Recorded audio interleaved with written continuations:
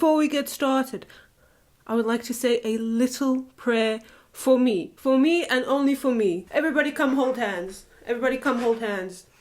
Please don't get copyrighted like my last video. Please, Lord, don't let it get copyrighted like my last video. Lord, if you can hear me, please let the copyrights be not in my way. I put my whole pussy into that video last time just for 30 minutes to get copyrighted, and all I did was talk good about it. So I don't know why everybody's so mean to me. But alas, we prevail. In my last video, I subtly suggested that if you want to see me react to Love Never Dies, I will react to Love Never Dies. Because I heard how completely disastrous it was, especially compared to what we know and love, aka The Only Good Adaptation. And since I hear that things are shit, I'm always like, it can't be that shit, guys. Be surprised that I'm the optimistic one when it comes to watching movies, because I don't like to waste my time. 2 hours to be exact. And this video is for the people that requested me to talk about Love Never Dies. Big hug! Before we dive into the shit pile that is this movie, we need to understand that everybody in the world, all forces of nature, was against this movie being made. Well, not movie, musical.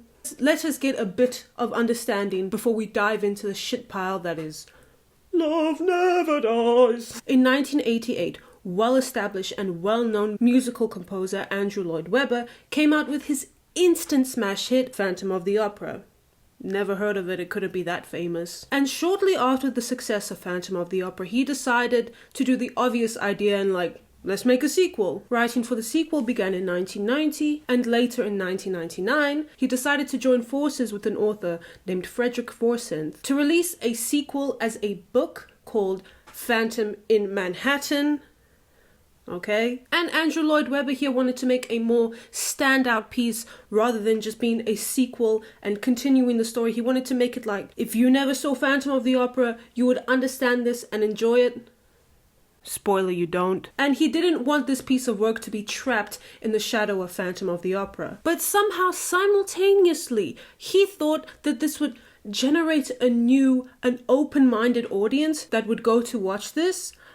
Bruh, you know everybody that is going to see Love Never Dies is the exact same audience that saw Phantom of the Opera, including myself. Despite having a book out in 1999, ready to base the sequel off of, Andrew Lloyd Webber never even began to produce the music until 2007. But he as though felt that his fantabulous ideas could never fully translate into world of the theatre. As he began to compose more music for the play in 2007, when Love Never Dies finally got a premiere on stage, it was an instant fucking disaster. From constantly changing directors to causing people to quit working the theatre forever because they could not handle the work on this. And they even closed down the initial premiere for 4 prolonged days because they fuck, we have to rewrite the music again. Do you know how many musicals this man has written? Do you know how many successful musicals this man has written? I don't know, the universe is telling you, hey, don't do this. So they rewrite the music again and again. They open up the show just to get shit reviews afterwards. They did not manage to put any sort of crowd they initially planned for, so they had to heavily discount tickets, and still barely any people showed up. But even after all that's happened, they still had the balls to be like, hey, we should bring this to Broadway, baby. And Broadway said, fuck you, what the fuck are you thinking about? So they just ended up closing the production entirely. And even after completing all the music for this musical for the first time, all of the music that Andrew Lloyd Webber composed, produced, wrote, got deleted because his cat sat on his digital piano and somehow the cat's ass deleted everything, so he had to rewrite it again.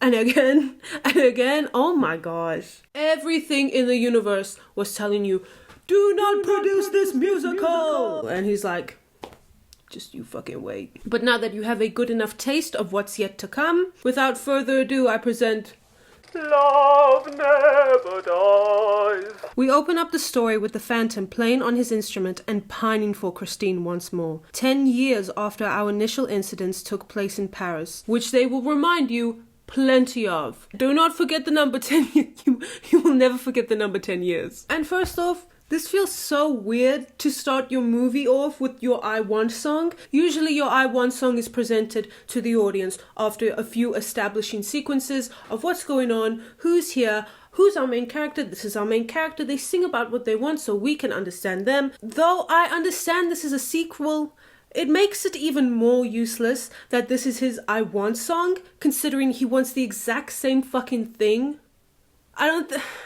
Okay. Then we are greeted with the Phantom's freak show employees. And you can see all the money went to this fucking set. And oh yeah, the Phantom owns a freak show. This very same freak show that took him as a child in the first movie, tortured him, exploited him so badly that he killed his master and ran away. He is now running the exact same business that has tormented him. Great business, guys.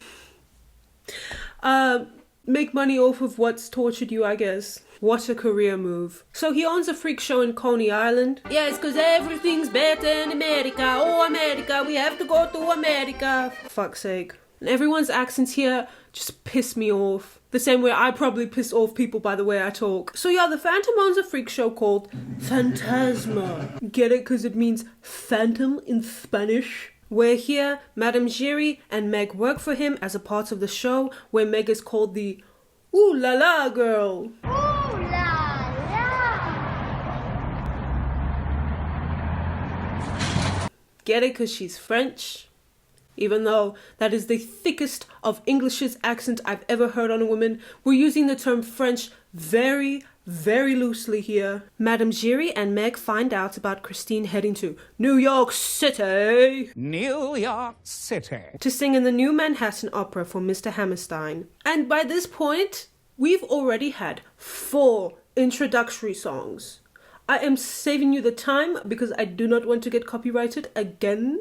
And we're not even past the 15 mark. I've heard 4 fucking songs about people I already know about places I don't give a fuck about. Let me breathe. And oh yeah, they amped the absolute shit out of the one-line singings that they have. They'll sing a singular line.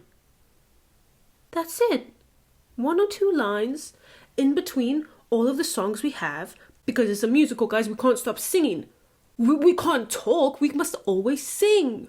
I like musicals. I don't like this. Anyways, Madame Giry fears that Meg has lost the Phantom's favor and sings about how they struggled to move from Paris to New York, along with how they managed to smuggle in the Phantom with them 10 years ago. And once again, they will tell you every single time, with every spare breath that they have, that it has been 10 long years. And after that, Meg is just like, okay, I just kind of want to see my friend again. Bye. Christine, Raul, and their 10-year-old son set foot on goddamn fresh American soil. I ain't saying a better country than this. No, I have not. God bless America. The family is bombarded with careless paparazzi, then taken away to Coney Island by the Phantom's employees, lying to them and saying that they were sent by Mr. Hammerstein. You guys are so fucking gullible, believing that these 3 people are sent by a respectable member of the opera. Get your ass in the damn carriage, you're gonna hurt yourself, Gustav, I swear to God. And then we pan to the Phantom that was watching overhead and gives a reprise of the Angel of Music number. And Lord, do they reprise the absolute shit out of him every single chance they get. Like in the first one, I understood why every time he would sing, it would be a reprise or rendition of these few couple of melodies that he had, which was really something different and something fun. It was fun in the first one, but here, since it's being dragged down and drowned by all of these stupid songs, it just feels like you're trying to grab my attention with all the nostalgia, and it's not working. I'm 30 minutes into this and I'm fucking tired. But they also don't have the same instruments for it, so it doesn't have the same grit or feeling that it did. They transport our family to the hotel while Raul, forgot his name's Raul, not Raul. Well, Raul just bitches and dishes out some traditional child neglect to his only son, then goes down to the bar to meet Mr. Hammerstein. Because the whole reason of them being there is because Raul has a gambling addiction and gambled away all of their life savings. Just like the author of the book. while his only child is left behind to go through the canon event of, "Mother, why doesn't father love me?" While Christine comforts him. That toy looks oddly familiar. I hope it doesn't have any connection to someone that also had a Dink Dink toy. Then the Phantom pierces through the balcony in almost identical fashion as the first one. Remember how I was saying they were relying on that nostalgia, but they also want this to be a completely separate piece? You know, I think I get it why they said, oh, if you watched Phantom of the Opera, you don't have to understand this. I think they were trying to get people that never saw Phantom of the Opera and to be like, wow, this is so cool. I haven't seen that before, but I have. So he pierces through the balcony and Christine faints. I'm glad we kept that tradition going. She awakes and is enraged at him, lying about him being dead the whole time. But then the Phantom counters that and sings about how they fucked. I'm not joking. I'm not hyperbolizing. I'm not dramatizing it. He's like, remember that time where I and you were, and then we were. So he sings about them freaking it the night before her wedding, which doesn't make sense canonically. The wedding that took place after the opera house burnt down, right? So then after he escaped and everybody thought him dead. Christine never got married in the opera house. She was engaged, but she never got wed there. So she clearly got married after the opera house burnt down. If everyone believes him dead there, then they meet up and fuck before her wedding, right? Then she knows that he's alive. But then after the wedding, he escapes. So I guess then she thinks he's dead again? It's so dumb. You can't be like, oh, I want this to be a separate piece and then dish out weird information like that. But this song fucking slaps, so why should I be mad? But they couldn't even find the time to cut out his wig's lace. It's just like poking out like that. I don't understand. Like, the makeup was fucking phenomenal in the first one. The whole production even. And then you can't even trim his wig lace? Baby. Taking the steamy, passionate song to the balcony where the Phantom proposes Christine to sing one last song for him, and he will double the pay of what Hammerstein is offering her. Christine here refuses, but then her screaming little child comes in saying, I had a scary dream, and he pissed the bed. Gustav leaves. Then the Phantom is like, fuck. If you don't want to sing for me, I'm gonna kill your kid. Presents her the music to recite, and then fucking departs. I don't have my cape. Raoul returns, and Christine pulls the things have changed, Raoul, as she did in the first one. Jumping to the next day, the gang reunites at Phantasma. But that joy is not celebrated for long, as Meg learns that Christine is now the leading lady and has stolen her spotlight, while Raoul learns that the Phantom is the owner of Phantasma, for whom Christine is now to sing for. And you know, this is the part where any sane person's brain would be like, let's go. I have a family, I have a wife and a child. I think I should fucking leave. But oh no, he just goes for a fucking drink because he's like, he's back. Do you know who this man is? This is the same man that kidnapped your wife multiple times, tortured the absolute shit out of you, and you would have fucking died.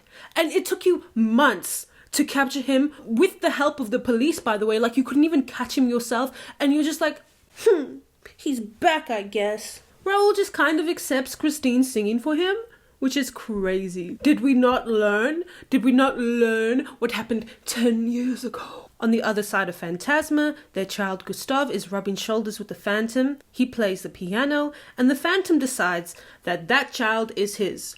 Simply because he can play the piano. Because the Phantom is like, oh, that child, he plays just like me. Maybe you just have the skill of a 10-year-old. Like, Gustav doesn't have a well-known, musically gifted parent at all.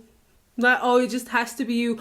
Oh no, they could never, ever even think of affording piano lessons. Meanwhile, I think their fucking hotel has a piano. They surely have one at home. Then we crack out the electric guitar for this number, and we see another chunk of where all the money went to. And this number is accompanied by egghead children. Honestly, the fucking highlight of this fucking thing. Egghead children. And they put all the fucking money into these stage props.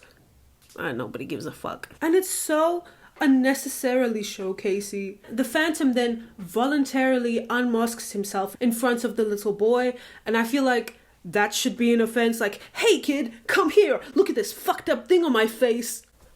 Mama! Gustav then fucking runs after seeing that man's face, and I'm like, that's Christine's kid. Christine confesses Gustav is indeed the Phantom's child. Seeing his effect on the child, the Phantom makes Christine promise that Gustav will never find out that the Phantom is his real father. Then out of pity, Christine agrees to sing his music. And then the Phantom states that everything that he has ever done, ever will make, will be inherited by Gustav. Madame Giry overhears. Now her blood boils with betrayal, and she recalls how much she's done for the Phantom, and it's like, girl, is this the same Phantom from Phantom of the Opera? Because in Phantom of the Opera, that man was kind of kooky. Did any ounce of that man show any sanity in any scene in the first one? Like, I don't think that's a very good business partner. Like, maybe he stayed down in those cellars for a reason, and it wasn't because of his face. Like, maybe he killed so many people and did not care. So what makes him think that he's gonna care for you? He is not sane. Like, maybe there was a reason a mob was after him trying to kill him. Maybe there was a reason for everything. We cut to the bar where Raoul contemplates his relationship with Christine, asking the question, why does she love me? Meg shows up and advises him to leave with his family, like a fucking sane person. And Raoul, all high and mighty, is like, I'm not afraid of that freak. He's not no Mephistopheles. Get it? Because it's a reference to Faust. We will never stop referencing Faust. This is the motherfucker you couldn't catch for months with the assistance of the police. And you're telling me you're not scared of him? Do you remember what he... Did Raoul, did you exist in the first one? I'm not afraid of him. You had a gun in your hand and you still couldn't save her. The Phantom, simply by hearing his name, pops up. Oogly, bitch. These two grown-ass men decide to conjure up a bet that involves Christine's life and her child.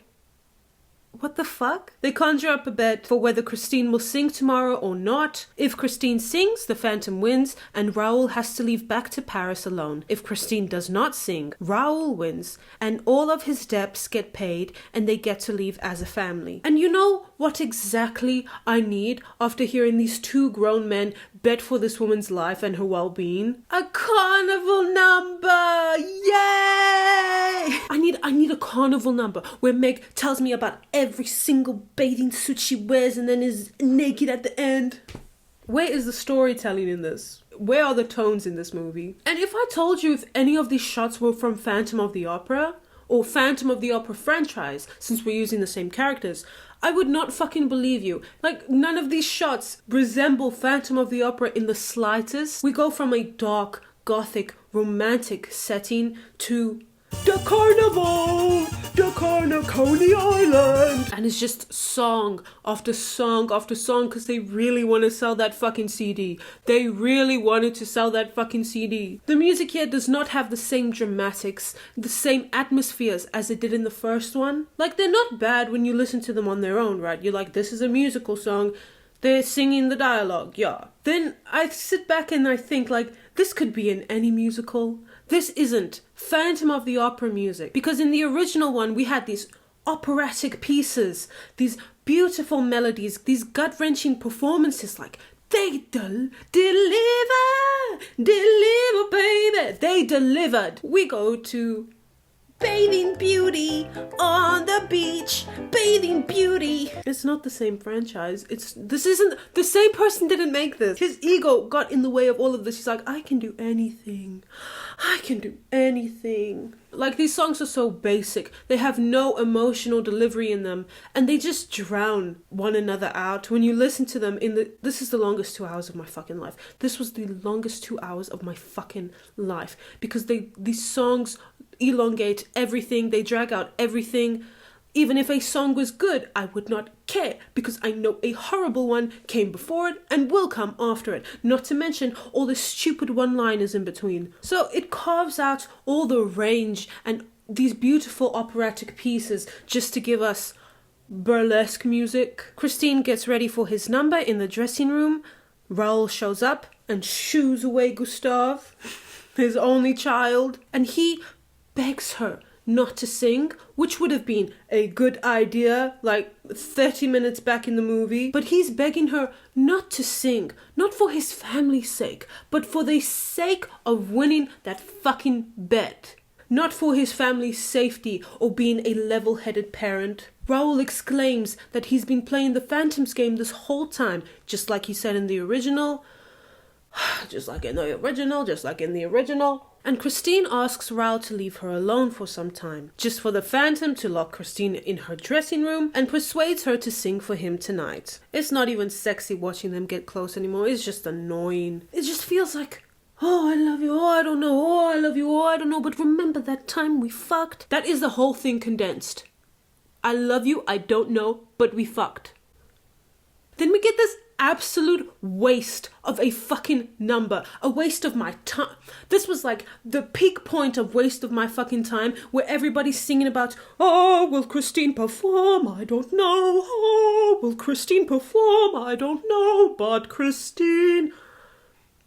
We all know she's going to fucking perform. Shut the fuck up. Has anything in this hour and 30 minutes so far alluded to Christine not performing? It's so useless. Christine premieres on stage, where she is adorned in these blue satin dresses, which in old theatre superstitions is bad luck. And she is also beautifully overwhelmed in the background by these peacock feathers that adorn her, giving the illusion of her being a peacock. And peacock feathers in old theatre superstitions also represent bad luck because of the evil eye print on their feathers. I wonder if that's foreshadowing anything. And at this point, you realize it is the exact same plot as the first one. Okay, let's round it up. Christine is said to sing for an opera house. 1. The Phantom's entrances are strikingly similar. Count 2. The Phantom takes someone down to his lair and gets unmasked. Raoul and Christine plan to leave, but she must sing one last song for the Phantom. 4. All the while, Christine is figuring out why she is so drawn to the Phantom, even though he is bad for her. 5 similarities, that is the whole plot. The only thing you really find out about this, considering it has the exact same baseline of a story, is that they fucked.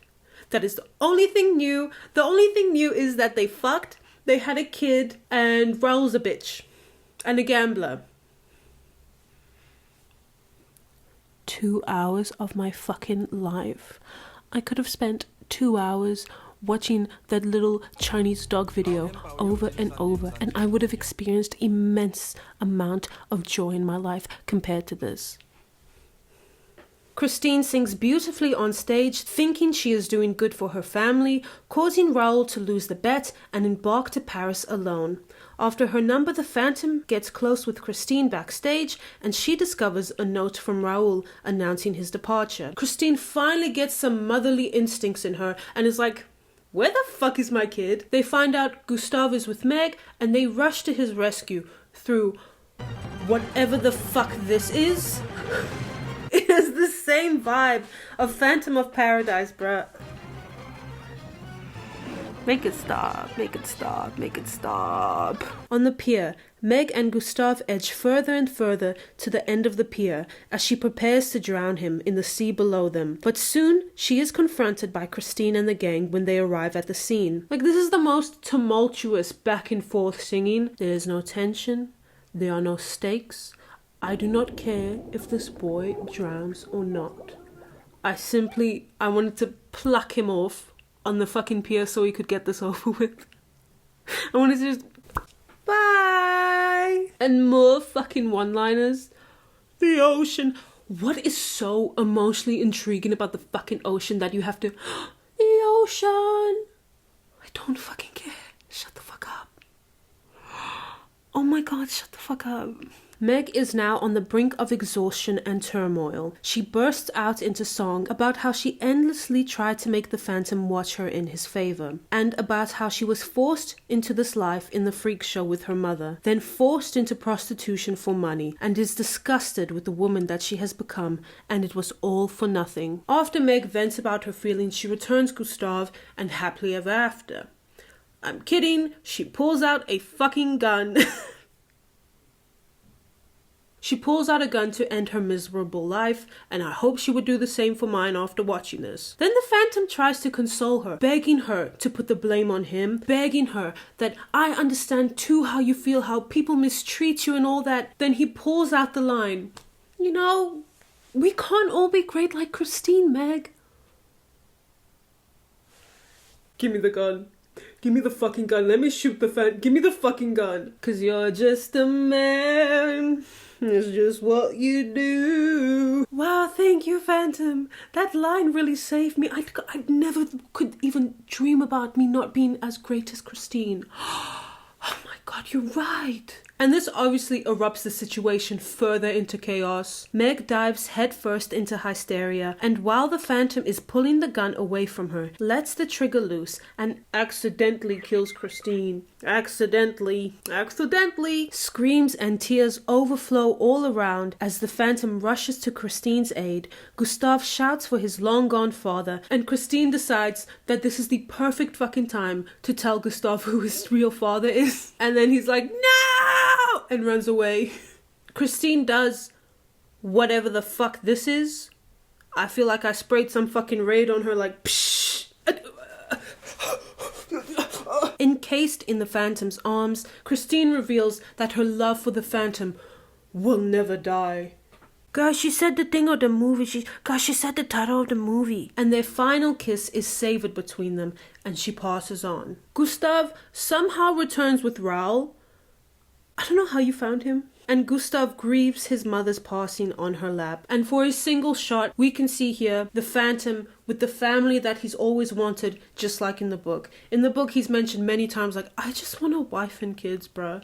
Why is my life so hard? Like, why do I have to kill people because I'm ugly? So he's with the family that he's always wanted, then starts... then he looks like he's breathing like a Muppet. The Phantom surrenders Christine's cold body to Raoul, moving along the edge of the pier to grieve her once more. Gustav approaches the Phantom, accepting him as his new father, and basically says, fuck Raoul, I don't want an alcoholic anymore, I'd rather have this serial killer. Gustav unmasks the Phantom and gently caresses his face, surprisingly not in shock of the Phantom's appearance like he was before. That sounds familiar. The end. This was fan fiction. This was not real. Even the creator himself said, I want a second story with the same characters. I'm not looking for a sequel per se. And it's like, you got what you wanted. You got fan fiction, bruh. I think you need a fucking career in Wattpad, not musicals, if that's what you want to do. You've exploited my interest in this. I don't like it. And he's also said, clearly it is a sequel, but I really do not believe that you have to have seen Phantom of the Opera to understand Love Never Dies. That's a fucking lie, because I've watched many a Phantom of the Opera, many, and I still did not understand what the fuck this was. Thank you for sticking around to watch me shit on a rich man's fan fiction, and maybe I'll see you next time. Bye.